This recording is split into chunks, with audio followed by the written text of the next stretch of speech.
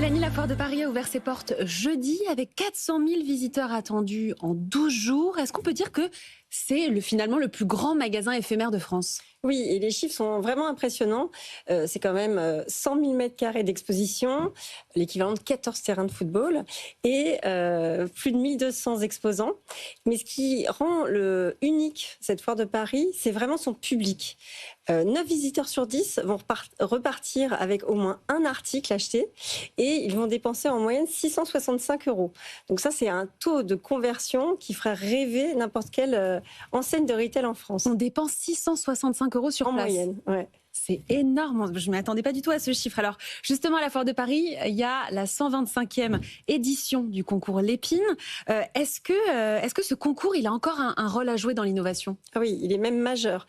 Chaque année, le jury va filtrer 500 inventions qui ont été préalablement sélectionnées de par leur utilité, mais aussi leur viabilité économique.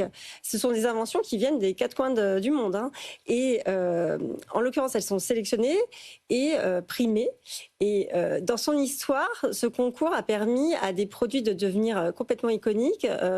En l'occurrence, il y a les lentilles de contact, mais aussi l'aspirateur ou encore le stylo à billes. Donc, Oui, tout à fait. Mais alors, est-ce qu'avoir une médaille, ça permet un succès commercial ? Alors, tout dépend.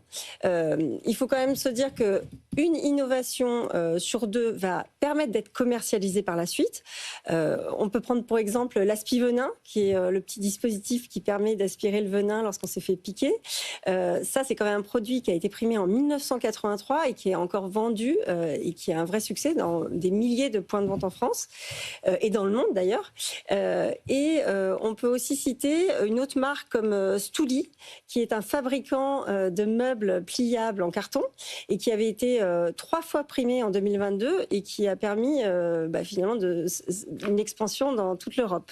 Donc vraiment, je pense que cette foire de Paris, c'est vraiment le plus grand laboratoire d'invention en France actuellement. Merci beaucoup Mélanie pour cette actu de la semaine. Merci à vous d'avoir été avec nous pour cette émission spéciale glace. J'espère que vous en dégustez chez vous en nous écoutant. Je vous souhaite un excellent week-end et on se dit à la semaine prochaine et notamment à lundi dans la matinale de BFM Business. Bon week-end. Focus Retail, la distribution de demain s'invente aujourd'hui.